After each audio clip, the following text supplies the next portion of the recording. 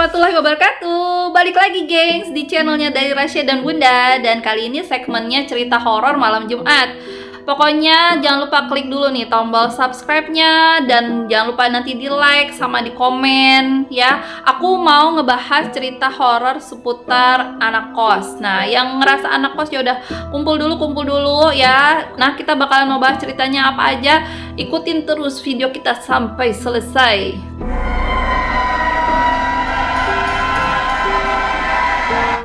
Oke teman-teman, nah sebelum kita bahas ke cerita horornya, kita mau bahas dulu soal kos-kosan nih teman-teman.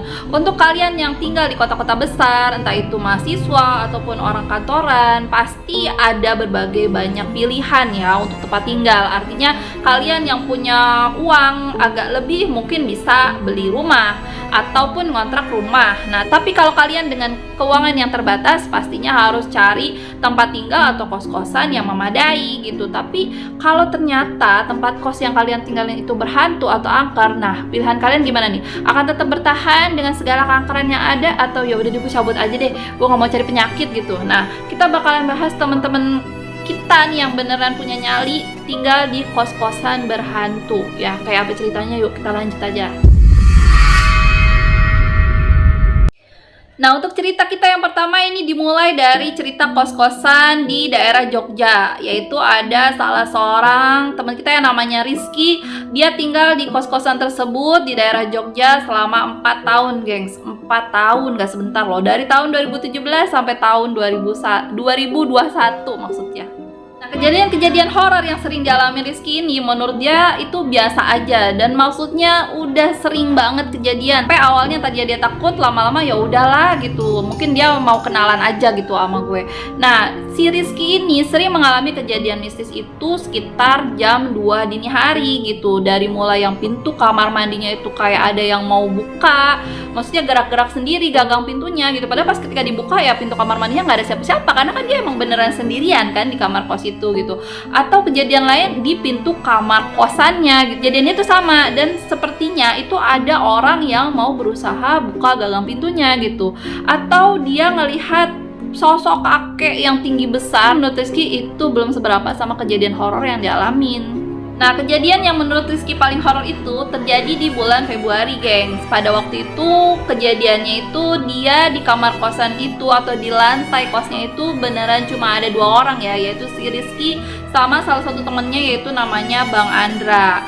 Nah kejadian anehnya itu adalah si Rizky nemuin untelan-untelan atau rambut yang gimbal itu di setiap sisi balkon gengs. Jadi dia ngerasa ini rambutnya siapa gitu, karena kan di lantai atas ini beneran cuma ada dia sama temennya si Bang Andra itu gitu. Jadi pasti menurut mereka itu bukan rambut mereka gitu, tapi itu banyak banget di setiap sisi balkon gengs. Nah, tapi karena mereka merasa ya udahlah gitu, nggak mau ambil pusing, mereka ngobrol lah sama ibu kosnya mereka gitu. Menurut mereka oh jangan-jangan ini rambutnya ibu kos gitu, pas kebetulan lagi ke lantai atas dan rontok atau gimana lah gitu. Tapi ketika dikonfirmasi ke si ibu kosnya, dia juga bilang ini bukan rambut saya gitu. Nah jadi ya udahlah mereka itu bertiga panik, dan akhirnya ada salah satu anak indigo yang ditanyakan mengenai kejadian tersebut mengaku bahwa menurut dia itu adalah penunggu kos-kosan tersebut yang memang berambut gimbal, berpakaian merah, dan memang sering rontok di area lantai atas tersebut gengs.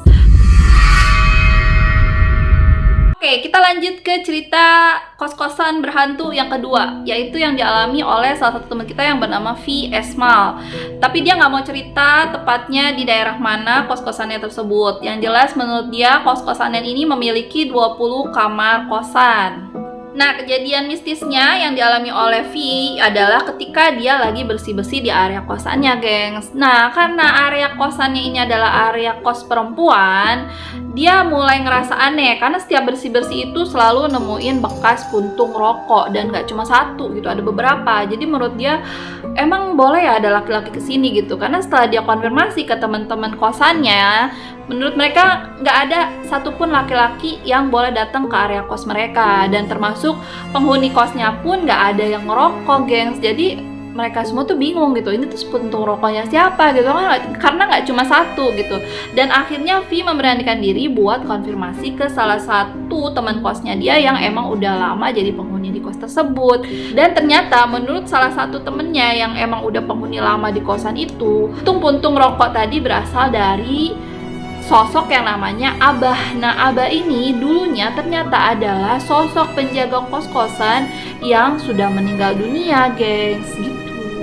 Dan gak cuma itu ya, gengs, kejadian horor lainnya adalah Vi sering banget mendengar langkah kaki orang naik turun tangga ketika tengah malam, dan ataupun aktivitas lain di area dapur seperti orang lagi masak gitu loh. Dan tapi Vi yakin kan tengah malam gini tuh gak bakalan ada orang yang masak juga gitu, karena udah pada tidur.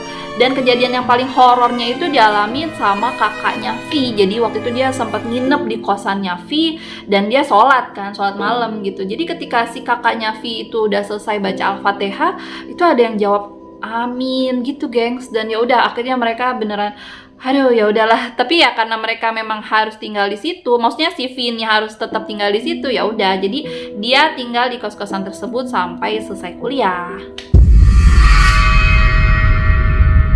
Oke, lanjut lagi ke cerita yang ketiga ya, gengs. Nah, untuk cerita yang ketiga ini dialami oleh salah satu teman kita namanya Eni. Dia mengalami kejadian horor tersebut di kos-kosan di daerah Bantul, dan pada waktu itu dia sedang menjalani tugas PKL atau praktek kerja lapangan sebagai perawat di daerah Bantul kebetulan. Nah, perlu diketahui tempat kos-kosannya Eni ini kebetulan memang berada di area persawahan, gengs. Jadi maksudnya tuh agak jauh dari rumah-rumah penduduk, sekitar 300 meteran tuh baru ada rumah-rumah penduduk lainnya. Dan pada waktu itu Eni kos di tahun 2015 itu bareng sama temennya, yaitu yang namanya Lala. Nah, untuk gangguannya sendiri sebenarnya waktu itu menurut Eni belum cukup mengganggu ya, karena maksudnya ya kayak benda-benda bergerak gitu, jadi kayak bunyi benda digeser gitu. Jadi menurut dia ya udahlah nggak apa-apa gitu, mungkin perkenalan aja karena dia memang baru menempati kos tersebut, gengs. Nah, tapi lama-kelamaan gangguan itu makin intens, gengs. Yaitu si Eni itu lagi tidur pules banget malam itu, dan dia ngerasain itu ada tangan yang dingin nyentuh kakinya dia, dan lama-lama itu kayak narik gitu loh. Otomatis kan Eni bangun dan ngerasa keganggu banget gitu, karena ternyata gangguannya itu udah mulai ke fisik, gengs. Jadi bukan cuma suara-suara lagi ya, tapi beneran udah nyentuh badannya Eni gitu. Nah, kejadian lainnya adalah ketika Eni lagi naik motor, gengs. Jadi dia lagi pengen jalan-jalan keluar dari kosan dan naik motor.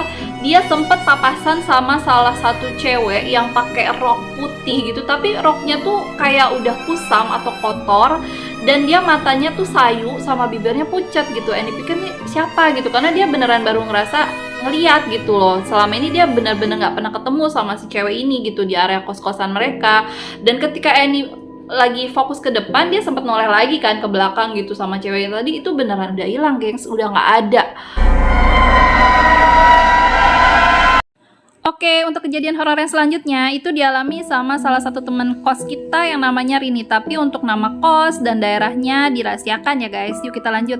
Menurut Rini, dia mendengar dari orang-orang sekitarnya bahwa kos-kosannya yang dia tempatin itu emang sebenarnya terkenal angker, gengs, di daerah tersebut. Tapi menurut Rini, dia emang gak pernah ngalamin hal-hal aneh, dan menurut dia ya fine-fine aja gitu. Tapi waktu itu, malam kejadian itu, dia tuh beneran lagi capek banget pulang kantor, dan kayaknya udahlah pengen langsung tidur gitu, pengen langsung rebahan, dan supaya besok paginya itu dia seger lagi gitu buat ke kantor. Nah, akhirnya Rini mencoba untuk langsung tidur ya. Jadi yaudahlah, nggak pengen mikir apa-apa karena hari ini beneran capek banget di kantor. Dia pengen langsung terlelap gitu, pengen langsung tidur. Nah, ketika dia tidur, sayup-sayup dia tuh denger ada suara di samping kupingnya dia gitu, manggil-manggil namanya gitu, Rini gitu. Jadi dia pikir itu temennya dia yang namanya Sri gitu, karena kan mereka itu satu kosan gitu. Tapi karena Rini tuh beneran ngantuk banget, tapi dia paksain lah gitu, yaudah buka mata lagi untuk ngelihat siapa sih yang manggil gitu.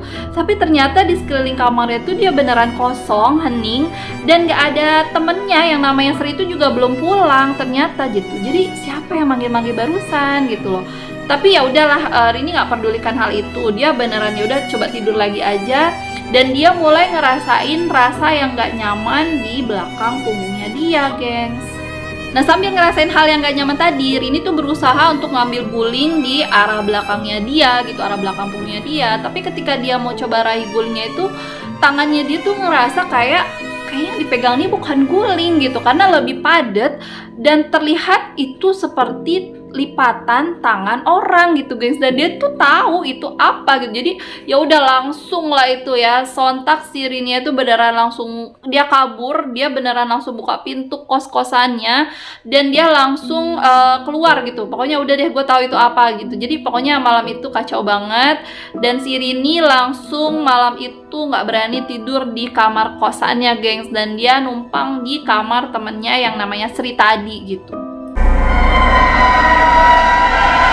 Oke, cerita yang berikutnya adalah cerita terakhir ya gengs. Ini diceritakan oleh salah satu teman kita. Untuk lokasi kos-kosannya sendiri dirahasiakan dan namanya pun disamarkan. Jadi ya udah kita sebut aja namanya Widya. Nah malam itu Widya dan ketiga temannya bingung ya, lagi bosen gitu di kamar kosnya Widya ini, dan mereka kayaknya pengen mainin sesuatu yang nggak bikin mereka bosen gitu malam itu, dan akhirnya mereka putusin buat mainan jelangkung gengs. Nah awalnya si Widya sama salah satu temennya tuh udah nggak mau gitu, karena menurut dia udahlah jangan mainan kayak gini-gini gitu, nggak main kayak gini aja, kamar kos kita kan udah agak-agak horor ya gitu, apalagi kita main ginian. Tapi dua temennya yang lainnya ini tuh beneran ya udahlah nggak ada apa-apa juga gitu, kita coba buat fun-fun aja gitu. Ya udah akhirnya mereka berempat putusin buat mainan jelangkung di kamar kosnya Widya.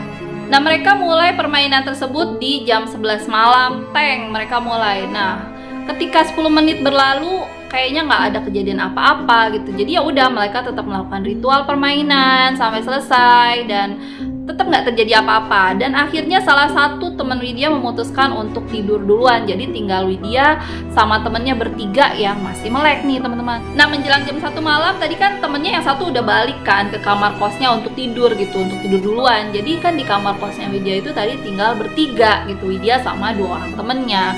Mereka itu masih melek kan, jadi kondisinya itu masih agak terjaga gitu, jangan denger ada suara apa aja. Nah mereka mulai mendengar suara cakaran-cakaran di tembok gengs, dan mereka pikir tuh kucing orange sekali ya, tapi kok tengah malam begini dan suaranya itu lama-lama mulai kenceng gengs. Nah di tengah kepanikan mereka bertiga itu lama-lama suara cakarannya itu hilang, tapi tiba-tiba ada suara ketukan keras di pintu kamar kosannya Widya gitu. Nah temennya itu kan beneran udah takut itu bertiga kan, gimana nih gitu, siapa nih yang ngetok malam-malam gini. Akhirnya ya udah mereka putusin salah satu temennya untuk buka pintu kosannya, dan bener aja gengs nggak ada siapa-siapa di depan gitu, karena kan kondisinya semua orang udah pada tidur dan ini juga kondisinya udah jam 1 malam gitu. Akhirnya mereka bertiga panik gengs, panik dan berlindung di balik selimut itu mereka bertiga. Tapi ketukan di kamarnya itu nggak hilang gengs, nggak hanya di pintu kamar tapi mulai ke jendela, tetap ada di pintu, dan lama-lama ke lemari gengs yang ada di kamar kosannya Widya. Nah di tengah suasana yang udah mulai nggak kondusif dan udah tengah malam juga, akhirnya Widya mulai memberanikan diri untuk ngeliat atau mencari boneka jelangkung yang tadi mereka mainin gitu. Loh bonekanya tuh nggak ada gengs, beneran udah nggak ada di dalam kamar gitu lah. Menurut Widya ini kemana gitu, karena nggak mungkin kan bonekanya hilang gitu. Nah tapi karena mereka udah makin ketakutan, akhirnya ya udah Widya beraniin diri untuk buka pintu kamar kosannya dia, dan bener aja gengs, si boneka jelangkungnya itu tadi ternyata posisinya itu udah ada di depan pintu kamar kosnya Widya gitu. Gimana caranya itu bisa pindah ke situ gitu loh. Ya udah akhirnya malam itu mereka bertiga beneran nggak bisa tidur dan nggak tidur malam itu, dan mereka putusin ketika besok paginya untuk membakar boneka jelangkung tersebut. Nah makanya gengs udah jangan aneh-aneh gitu, main apa gitu kan, main congklak gitu kan, main remi gitu yang kira-kira bisa fun-fun aja, atau main catur gitu, jangan main kayak gitu-gitu.